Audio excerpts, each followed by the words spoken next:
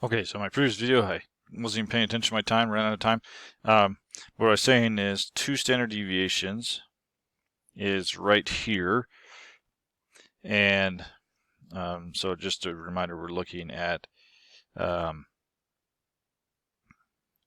this is part E, point. We want to use the empirical rule to determine the percentage of M&Ms with weights more than 0.911 grams. So more than 0.911 grams is going to be everything in this region here. Okay. Now, if you think about it, so that's above 2 standard deviations. The amount of data that lies within 2 standard deviations is 99 or 95%. So then that means that there has to be the remaining 5%. So there's going to be 5% that remains in these two tails right here, what we'll call them. And so if I take 5% and I cut it in half, that's 2.5%. And then you notice if you add up this 2.35 and this 0.5, that will be 2.5%. So 2.5% of the data points approximately will be greater than 2 standard deviations away from the mean, or in this case, greater than 0.911 grams in the case of the M&Ms. Okay, so now let's look at part F. Determine the actual percentage of M&Ms that weigh more than 0.911. Okay, I've got that data right here. So you can go and count. Okay, so there's 1, 2, 3, 4, 5, 6. Okay, so if you count, when you count those up, you'll have 6 out of 50. Oh, we got to jump back over here. So there were 6 out of 50, which is 12% were greater than, and so it's not quite what we were expecting, but you know, we're, like we said, the rule is not perfect, and it's partially because we don't have a perfectly symmetric distribution. Okay, so that's a look at how we would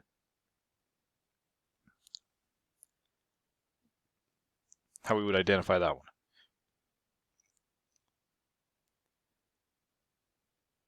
Okay, so this, I believe this is our last question for this. Yes, it is. So this last question, we have the SAT scores have a bell-shaped distribution with a mean of 515 and a standard deviation of 114.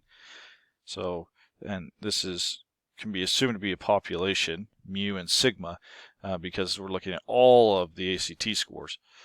And we want to know what percentage of the scores lie between 401 and 629. So I'm going to try and draw.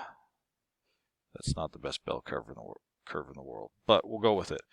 So when we look at our bell curve here, okay, again, the mean is going to be right in the middle, so that's 515. And then one standard deviation below the mean is going to be 515 minus 114.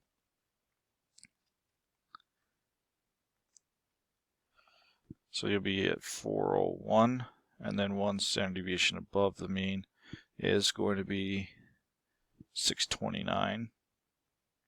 So 65 or 68% of our data is going to be between 401 and 629, because that's one standard deviation. So this is going to be 68%, because 401, 629, that is one standard deviation above and below the mean. Okay, what percentage of the scores is less than 401 or greater than 60 or 629? Excuse me, I keep tripping all over myself here.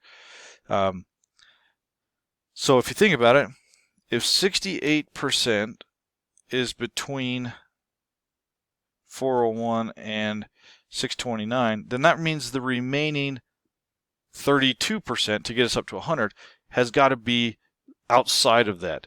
And so it turns out that we'll take the 32%, and since it's symmetric, we just cut it in half. So 16% is above 629 and 16% is below 401.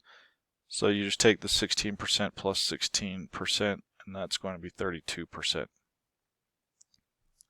And that's the amount of ACT scores that are either less than 401 or greater than 629. When you have or, we've got to add the two together because it's one or the other. Okay, now this last question is what percentage of the SAT scores is greater than 743? So 743, if I add 114, so if I add another standard deviation there, then I'll be up to 743, and then I could subtract a standard deviation. We'll be down to 287, I believe. Okay, I'm going to erase these guys here. Whoops. So our mean again is at 515. So 743, how much is greater than that? Okay, that's this area right here. And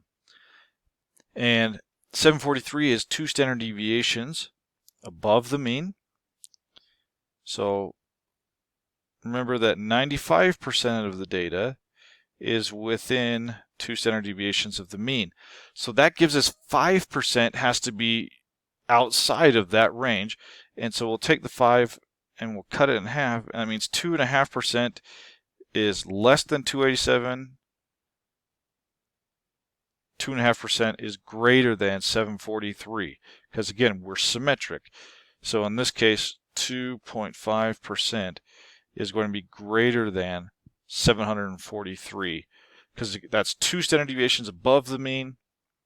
And again, just remember that if you're 95% in the middle here,